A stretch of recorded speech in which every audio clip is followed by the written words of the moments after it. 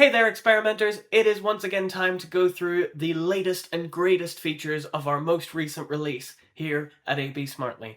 This month we have improvements to group sequential testing, we have participants estimation during creation of an experiment, and we even have created a Slack integration.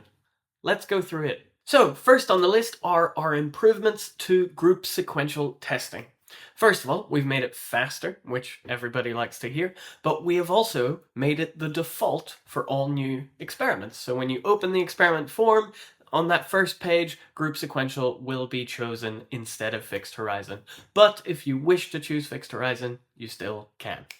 Another improvement we've made to GST is the ability to use negative metrics, or metrics where you expect a decrease in KPIs. This could be something such as newsletter unsubscriptions, or cancellations, or refunds, anything like that, allowing you to use group sequential testing in a much wider range of use cases.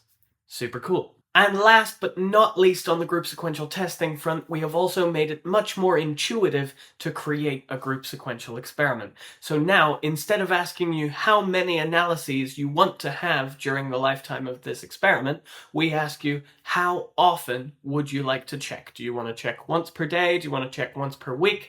Then we make the calculation for you of how many analyses that's going to be, and you don't even have to worry about it.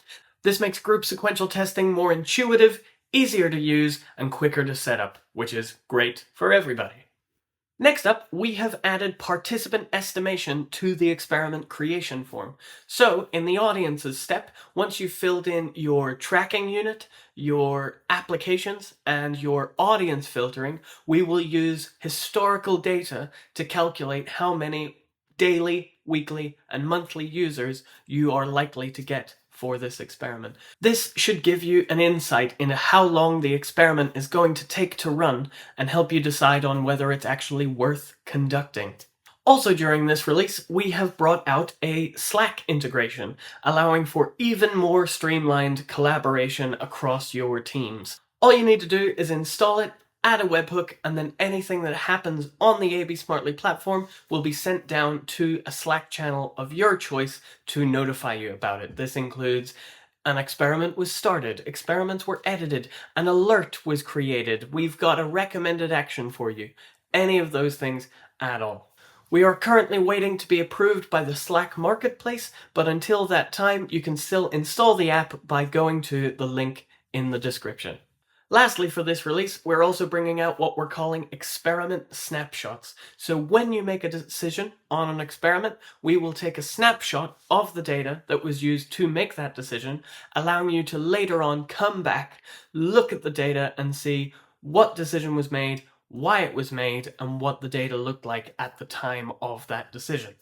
Alongside all of these items, we've also made some minor bug fixes and general improvements to the platform to streamline and improve your A/B testing experience. I've been Cal Courtney with ABsmartly, and I'll see you in the next one.